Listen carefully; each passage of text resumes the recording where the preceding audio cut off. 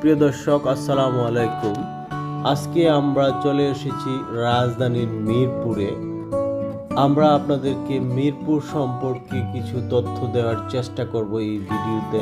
পাশাপাশি তুলে ধরব যে মিরপুর এলাকার বর্তমান যে অবস্থা এবং মিরপুর এলাকার যে আবাসন ব্যবস্থা এবং এখানে কী কী ধরনের সেবাদাতা প্রতিষ্ঠান রয়েছে সেগুলোর তথ্যই সংক্ষিপ্ত আকারে আপনাদের সামনে তুলে ধরব।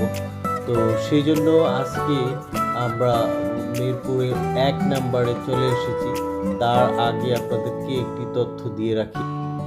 মিরপুর রাজধানী ঢাকার উত্তর পশ্চিমাংশে অবস্থিত এবং মিরপুর এলাকাটা কিন্তু ঢাকার একটি উঁচু এলাকায় বলা চলে।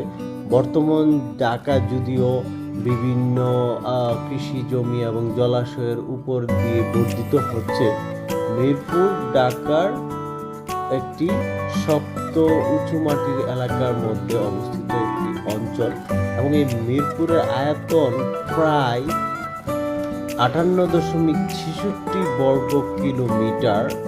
আর তাই মিরপুরকে বেশ কয়েকটি সেক্টরে বিভক্ত করা হয়েছে।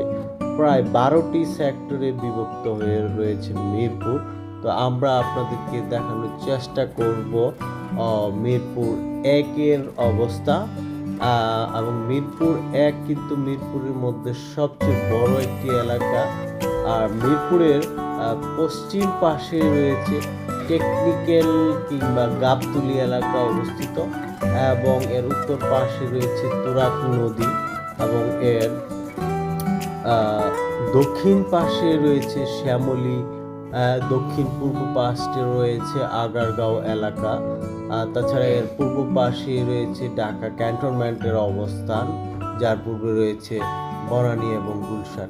এবং মিরপুর এলাকাটা ঢাকার সাধারণ এবং মধ্যবিত্তদের জন্য একটি জনপ্রিয় এলাকা, একটি বিশাল আবাসিক এলাকায় বলা চলে। এখানকার এই এলাকাটি বিশেষ করে ঢাকায় কর্মরত ব্যবসা বাণিজ্যে নিয়োজিত লোকজনের আবাসিক এলাকায় হিসেবে গড়ে উঠেছে। বর্তমানে সমাজের সাথে সাথে মিরপুরে অনেক প্রতিষ্ঠান গড়ে উঠেছে, বিশেষ করে স্কুল, কলেজ, হসপিটাল। বর্তমানে যে কয়েকটি হসপিটাল রয়েছে এর মধ্যে ন্যাশনাল হার্ট ফাউন্ডেশন অন্যতম। তাছাড়াও এখানে রয়েছে ডেল্টা ক্যান্সার হসপিটাল, যেটি অত্যন্ত আধুনিক এবং গুণগত মানের চিকিৎসা প্রদান করে। তাছাড়া মিরপুর 1 নম্বরে আরেকটি সুপরিচিত স্থাপনা হয়েছে মিরপুর বাংলা কলেজ। পাশাপাশি মিরপুর 1 নম্বর অঞ্চলে মানে টেকনিক্যাল থেকে মিরপুর 1 নম্বর শনি চত্বর পর্যন্ত দুই পাশে রয়েছে প্রচুর সরকারি আবাসন ভবন, আবাসিক এলাকা, যেখানে সরকারি অফিসে কর্মরত কর্মকর্তাদের জন্য আবাসিক এলাকা গড়ে তোলা হয়েছে এর দুপাশে। তাছাড়া মিরপুরে কিন্তু রয়েছে বাংলাদেশের সবচেয়ে বড় চিড়িয়াখানাটি ঢাকা চিড়িয়াখানা এবং এর পাশেই রয়েছে বোটানিক্যাল গার্ডেন। আমরা অন্য কোনো একটি ভিডিওতে আপনাদেরকে ঢাকা চিড়িয়াখানা এবং বোটানিক্যাল গার্ডেন সম্পর্কে বিস্তারিত তথ্য দেওয়ার চেষ্টা করব। বর্তমানে মিরপুরে রয়েছে বিআরটি এর অফিস, তাছাড়া বাংলাদেশ ইনস্টিটিউট অফ ব্যাংক ম্যানেজমেন্টের অফিসটিও মিরপুরে অবস্থিত এবং মিরপুর 2-এর কিন্তু রয়েছে শেরে বাংলা স্টেডিয়ামটি, ক্রিকেট স্টেডিয়ামটি, যেখানে প্রচুর আন্তর্জাতিক খেলা অনুষ্ঠিত হয়। তো আমরা এই ছাদ থেকে আপনাদেরকে দেখানোর চেষ্টা করছি মিরপুর এলাকার কিছুটা টপ ভিউ, যেটা আপনারা দেখতে পাচ্ছেন যে এখানে পূর্ব পাশে মিরপুরের বিস্তীর্ণ এলাকা, মিরপুর শেওড়াপাড়া আগারগাঁও অঞ্চলেও দেখা যাচ্ছে এখান থেকে যে ঢাকায় যেভাবে উঁচু উঁচু ভবনগুলো উঁকি দিয়ে উঠছে।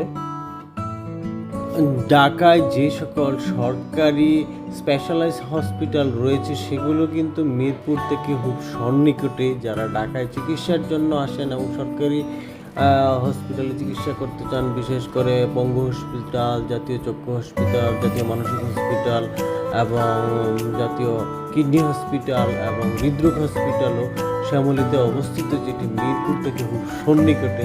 তাছাড়া যারা ঢাকায় নতুন এসে চিড়িয়াখানা ও বোটানিক্যাল গার্ডেন দেখতে চান এবং যাদের ক্রিকেট খেলার প্রতি যুক্ত হয়েছে, ঢাকায় ক্রিকেট খেলা দেখতে চান, তাদেরকে অবশ্যই মিরপুরে অবস্থান করতে হবে এবং মিরপুর থেকে আপনি এই সুযোগ সুবিধাগুলো দ্রুত পেতে পারেন। পাশাপাশি মিরপুর থেকে ঢাকার সব অঞ্চলের যোগাযোগ ব্যবস্থা খুব সহজ। এখান থেকে প্রত্যেকটি জায়গারই ভালো বাস সার্ভিস রয়েছে। তো চমৎকার একটি তথ্য হলো ঢাকা মেট্রো রেল মিরপুরকে ঢাকার উত্তর এবং দক্ষিণের সাথে খুব সুন্দর যোগাযোগ স্থাপন করে নিয়েছে।